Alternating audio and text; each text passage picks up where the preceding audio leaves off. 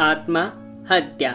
उसे जीना नहीं था, वो खुद को खत्म कर देना चाहती थी। उसके दिमाग में हमेशा यही विचार आ रहा था। उसने डिसीजन ले लिया था, सिर्फ अंत कैसे करे इसके बारे में सोच रही थी। चारों ओर अंधेरा ही था। अपने ही सोच में मग्न पूर्वी नीचे बैठकर बहुत वक्त तक ऐसे ही बैठे फर्श की तरफ एकटक देख रही थी। पति के धोखेबाजी से पूर्वी अंदर से टूट गई थी। उसने बोलने हुए वे शब्द पूर्वी के दिल में घाव कर गए थे। इस बार पंकज ने तो हद पार ही कर दी थी। अब और जीने का कोई अर्थ ही नहीं बचा था। अब खुद को खत्म कर दूं, इसके सिवाय दूसरा विचार उसके मन में नहीं आ रहा था। दोनों बच्चे गहरी नींद में थे। एक नज़र उनकी तरफ देखा, उनके सिर पर प्यार से हाथ फेरा। आंखों में आंसुओं की धारा बहने लगी थी। उसने मन में एक दृढ़ निश्चय किया था। रात के 2 बजे थे। हर तरफ बहुत सन्नाटा था और वह धीरे से उठी और दूसरे रूम में गई।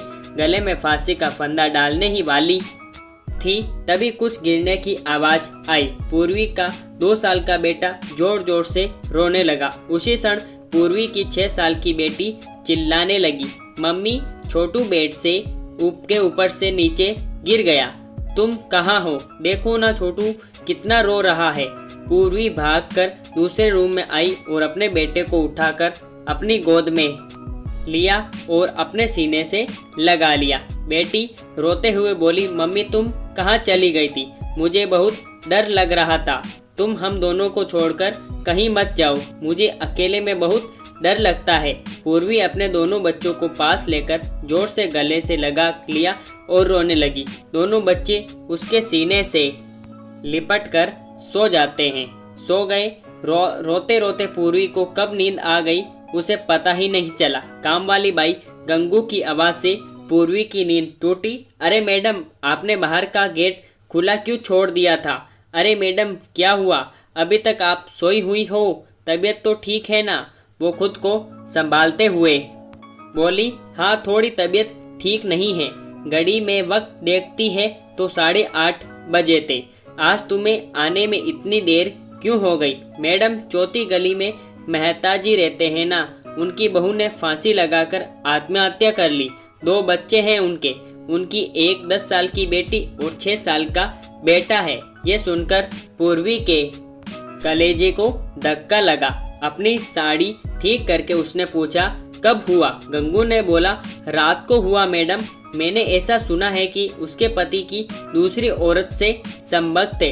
कमबख्त अभी तक नहीं आया। अचानक पूर्वी ने गुस्से से बोली, अच्छा किया, वे आया या नहीं आया उससे क्या फर्क पड़ता है? अब वे थोड़ी ना देखने आने वाली है।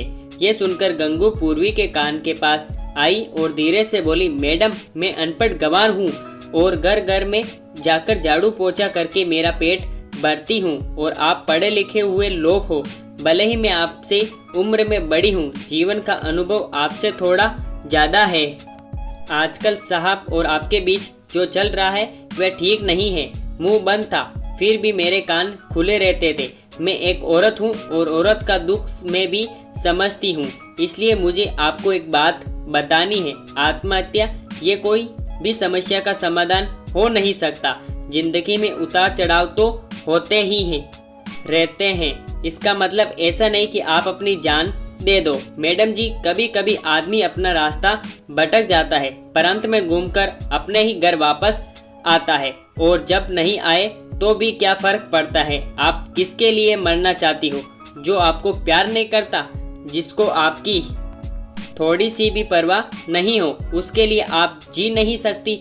जो आपसे प्यार करते हैं, जिसको आपकी कदर हो, आपके माता पिता जो आपसे बहुत प्यार करते हैं, आपके बच्चे जिनको आपकी जरूरत है। गंगू का बोलना सुनकर पूर्वी की आंखों में से आंसू की धारा बहने लगी। पूर्वी गंगू को गले लगाकर रोने लगी। गंगू पूर्वी को पीठ पर से हाथ फेरते हुए सोफे पर बिठाती है और बोलती है, बुरा न मानो तो एक बात बोलूं मैडम, खाली दिमाग शैतान का घर होता है। आप घर में बैठकर फालतू बातों को सोचते हो। मैं आपके घर में काम करने के बाद से मैं 9 से 3 इस वक्त स्कूल में झाड़ू लगाने जाती हूँ। वहाँ की प्रिंसिपल मैडम बहुत अच्छी है। आप तो पढ़े हुए हो और अगर आप बोलती हो तो मैं आपके लिए टीचर का काम करने का पूछूं क्या? आपका वक्त भी निकल जाएगा और मन भी लग जाएगा। इस पर पूर्वी चुप बैठी थी। कोई भी जवाब न मिलने पर गंगू बोली, मैं आपके लिए चाय लेकर आती हूँ। और गंगू काम करने लग जाती है। काम निपटाकर बोलती है, मैडम मैं जाती हूँ। उतने में पूर्वी उससे बोलती है, रुको गंगू, तुम स्कूल में मेरे लिए पूछना, यदि संभव हो तो प्रिंसिपल मैडम का नंबर मुझे ला कर दो। गंगू के चेहरे पर खुशी का भाव दिखा। गंगू पूर्वी के पास जाकर बैठी और धीरे से बोली, मैडम मैंने दूसरे रूम में बेड पर स्टूल रखा हुआ देखा था। ऐसा आप कभी भी मत करना। ये आपका घर है, इसे बचाने को आपसे जो हो सके वे कीजिए। बिना लड़े आपने हार मान ली। गंगू पूर्वी ने हाथ अपने हाथ में लेकर बोली, मैडम एक फिल्म में एक हीरो ने ये डायलॉग बोला था, लड़ाई लड़कर जीती जाती है, मरकर नहीं, क्योंकि मुर्दे कभी लड़ा नहीं करते। गंगू हाथ नचाते हुए ऐसे बोलने लगी। ये देखकर पूर्वी को बहुत हंसना आया।